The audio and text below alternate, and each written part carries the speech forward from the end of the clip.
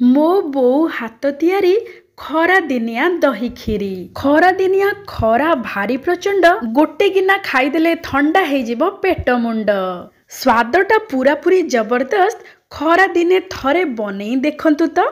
ଦର୍ଶକ ବନ୍ଧୁ ସମସ୍ତଙ୍କୁ କରୁଛି ମୁଁ ପ୍ରଣିପାତ। ମା ଗେଲୁ ହାଣ୍ଡିଶାଳକୁ ଆପଣମାନଙ୍କୁ ବହୁତ ବହୁତ ସ୍ୱାଗତ। କ୍ରିମି କ୍ରିମି ଦହି କ୍ଷୀରି ଆସନ୍ତୁ କରିବା ପ୍ରସ୍ତୁତ। ଦର୍ଶକ ବନ୍ଧୁ ଆପଣମାନେ ଦହି ଭାତ ତ ନିଶ୍ଚୟ ଖାଇଥିବେ, କେବେ ଦହି କ୍ଷୀରି ଖାଇଛନ୍ତି କି? ଯଦି ଖାଇନାହାନ୍ତି ତେବେ ଥରେ ଏମିତି ଶୈଳୀରେ ବନାନ୍ତୁ, ପୁରା ଟିପ୍ସ ଆଉ ଟ୍ରିକ୍ସର ସହିତ। ଦହି ବିଲକୁଲ ଫାଟିବନି, ପୁରା କ୍ରିମି କ୍ରିମି ମଲେଇଦାର ହେଇକି ପ୍ରସ୍ତୁତ ହେବ ଦହି କ୍ଷୀରି। ଆଉ ଆକୁ ଆପଣମାନେ ଥଣ୍ଡା କରିକି ଖାଇବେ, ଖୁବ୍ ସ୍ୱାଦଯୁକ୍ତ। ଖରାଦିନେ ନିଶ୍ଚୟ ଏଇ ଦହି କ୍ଷୀରି ପ୍ରସ୍ତୁତ କରିକି ଖାଆନ୍ତୁ। ତେବେ ଆସନ୍ତୁ ଆଜିର ପ୍ରସ୍ତୁତି ଆରମ୍ଭ କରିବା। ଆମେ ଛୋଟ ଗୋଟେ ଗିନାରେ ଗିନେ ନେଇଛୁ କ୍ଷୀରି ଚାଉଳ। କ୍ଷୀରି ଚାଉଳକୁ ଆମେ ଅଧଘଣ୍ଟା ପାଇଁ ବତୁରେଇ ଦେବା। ତାପରେ ତାକୁ ଭଲ ଭାବରେ ଧୋଇ ସାରିବା ପରେ ଆମେ ପ୍ରେସର କୁକରରେ ପ୍ରସ୍ତୁତ କରିବା କ୍ଷୀରି, ଯାହାଫଳରେ କି କ୍ଷୀରି ବହୁତ ଶୀଘ୍ର ପ୍ରସ୍ତୁତ ହେଇଯିବ।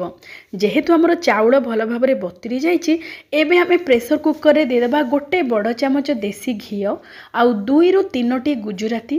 ତା ସହିତ ଆମେ ଚାଉଳରୁ ପାଣି ନିଗିଡ଼େଇକି ଚାଉଳ ଏଠି ଦେଇଦେବା। ଆଉ ଯେତିକି ଆମେ ଚାଉଳ ନେବା ତାର 2 ଗୁଣ ନେବା ନଡ଼ିଆ କୋରା। ଆପଣମାନେ ଚାହିଁଲେ ନଡ଼ିଆ କୋରା ଯଦି ଆପଣମାନଙ୍କୁ ପସନ୍ଦ ନୁହଁ ତାହେଲେ ସ୍କିପ୍ ମଧ୍ୟ କରିପାରନ୍ତି, କିନ୍ତୁ ନଡ଼ିଆ କୋରା ଦେଲେ ବହୁତ ବଢ଼ିଆ ପାଟିକୁ ଲାଗିବ, ପୁରା ଦାନା ଦାନା ହେଇକି ବହୁତ ବଢ଼ିଆ ସ୍ୱାଦ ରହିବ।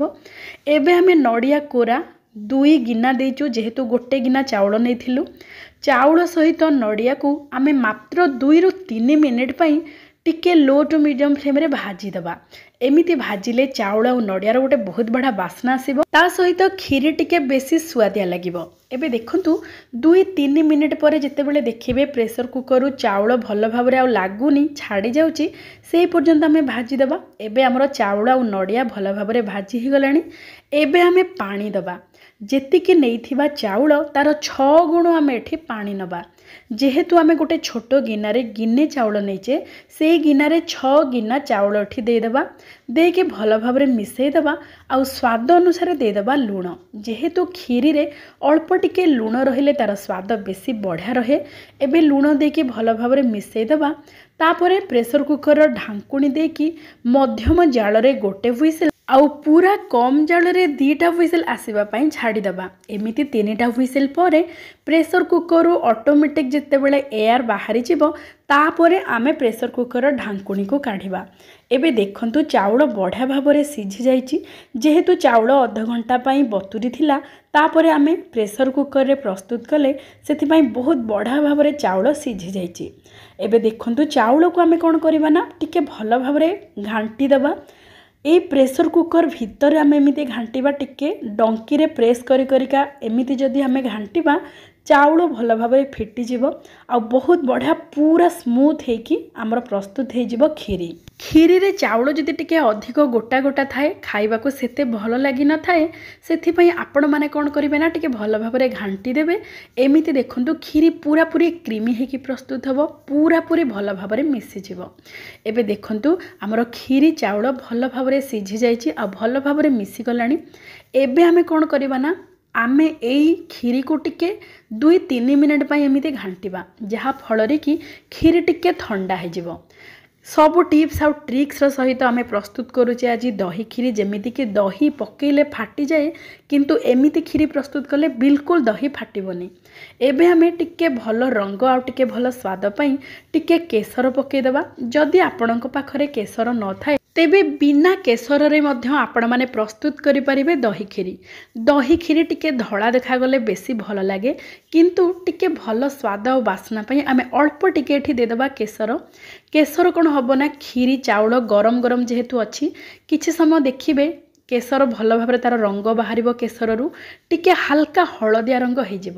ଏବେ ଦେଖନ୍ତୁ ହଳଦିଆ ରଙ୍ଗ ଟିକେ ହାଲକା ହେଇଯାଇଛି ଆମର କ୍ଷୀରି ଚାଉଳ, ଆଉ ଭଲ ଭାବରେ ମଧ୍ୟ ଚାଉଳ ଫିଟି ଯାଇଛି, ଏଠି ଭଲ ଭାବରେ ମିଶି ଯାଇଛି। ଏବେ ଦେଖନ୍ତୁ ଏଇ ସମୟରେ ଆମେ ଦହି ପକେଇବା। पूरा पूरी गरम अवस्था बिल्कुल दही पकेबेनी एमिति टिके हल्का ठंडा करदेवे चाउल को घांटी घांटी तापर आम एठी दही पकेबा। एठी देखंतु मु एठी नेइची घर तयारी दही। एठी मु फुल फैट क्षीर को भल भाव सिझेकी दही प्रस्तुत करिछि। आपण माने जदि बाजार रो दही नौथांती तेबे फुल फैट रो दही नेबे बहुत बढ़ा पूरा क्रीमी क्रीमी हेकी प्रस्तुत हबो हमरो खीरी। देखंतु दही केते गाढ़ा हेकी प्रस्तुत हेची आ घरे तयारी कले एमिति पूरा गाढ़ा दही प्रस्तुत करिवे। देखंतु दही रे बिल्कुल पानी अंश नाही। एमिति गाढ़ा दही को आमे कोन करबा ना गोटे गिन्ना को बाहर कर देबा ताको भल भाबरे फेंटी देबा जहा फल कि दही भल भाबरे मिसी जिवो पूरा क्रीमी क्रीमी हेकी प्रस्तुत हबो। आउ जेते बेले दही आपण माने नेबे खीरी पई दही पूरा ताजा दही नेबे बिल्कुल खट्टा दही रो व्यवहार करिवेनी। एमिति ताजा दही नेबे आउ मोटा दही नेबे पूरा फुल फैट क्षीर रो दही नेबे ताहाले जाय कि हमर खीरी पूरा पूरी क्रीमी क्रीमी हेकी प्रस्तुत हबो। एबे देखंतु आमे दही को भल भाबरे फेंटी देइचु। एबे आमे एई फेंटा दही को हमर चाउल जो खीरी पई सिझी जाइची सेइथरे आमे मिसै दबा। एई दही खीरी प्रस्तुत करने अति सहज किंतु छोटिया छोटिया टिप्स सहित आपण माने दही खीरी जदि प्रस्तुत करेंगे बहुत स्वादिष्ट आ बहुत क्रीमी क्रीमी हेकी प्रस्तुत हम। एबे देखंतु प्रथम कथा आपण माने जो चाउल को सिझेबे भल भाव घांटी की पूरा क्रीमी टेक्सचर करदेबे। द्वितीय कथा जो दही नेबे पूरा मोटा दही नेबे। आउ तृतीय कथा हला पूरा गरम अवस्था रे देबेनी हल्का टिके ठंडा हो गला परे तापरे दही पकेकी गोलेबे। देखंतु आमे एठी चुली रे बिल्कुल बसैने बा जाल रे बसैने बिना जाल रे प्रथमे आमे एई सिझा चाउल सहित दही को भल भाव रे मिसै देबा। देखंतु केते सुंदर रंग देखा जाउची पूरा क्रीमी क्रीमी हेकी। दही पकई सारिबा परे जेहेतु आमे टिके केसर देइथिले सेथिपई तार रंगटा टिके हाल्का हलदिया रंग आसीबो। नचेत आपण माने जदि केसर न देबे ताहले रंगटा पूरा पूरी धला रंग आसीबो आ बहुत बढ़ा मध्य देखा जिवो। एबे आमे गोळई सारिबा परे चुली रे बसैबा आ लो टू मीडियम फ्लेम करिकि आमे ताको घांटीबा। पूरा हाई फ्लेम देबेनी लो टू मीडियम फ्लेम करिकि टिके गोटे मिनिट पई भल भाबरे फुटै देबे। जेहेतु दही आमे कंचा आठी व्यवहार करिचे दहीटा टिके भल भाबरे चाउल सहित मिसिके सिझी जिवो। तापरे आमे एठी स्वाद अनुसार दबा चीनी। आपण माने गुड़ चाहिए मध्य देई परिबे किंतु गुड़ देदेले तार रंग टिके अलग हो स्वाद भी बहुत बढ़िया रहिबो। काहेकि ना दही गुड़र कॉम्बिनेशन बहुत बढ़िया। आम ओडिया घरे आमे चूड़ा दही कदली एसबू भी खाई थांती तेणु दही गुड़र कॉम्बिनेशन बहुत भल। आपण माने चाहिए चीनी बदल रे गुड़ मध्य पकई पारिबे नचेत मिश्री मध्य पकई पारिबे। एबे देखंतु चीनी पकई सारिकी आमे आउ 2 मिनिट पई टिके फुटई दबा लो टू मीडियम फ्लेम रे। एबे हमर प्रस्तुत हो जाइछि पूरा क्रीमी क्रीमी स्वादिष्ट दही खीरी। दही खीरी को आपण माने गरम गरम बिल्कुल खाइबेनी ताको कोन करिवे ना पूरा पूरी प्रथमे ठंडा कर देबे। पूरा ठंडा हे गला परे खाइबे नचेत जदि खरा दिन आपण माने बनौचंती ताहाले फ्रिज रे किछि समय पई रखि देबे। पूरा पूरी ठंडा ठंडा खाइबे बहुत स्वादिष्ट लागिबो।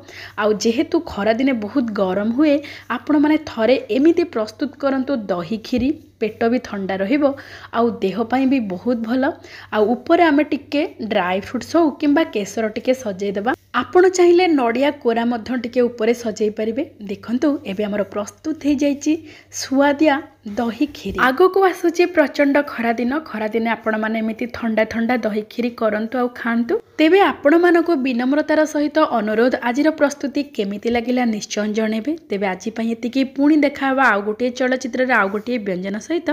जय जय जगन्नाथ।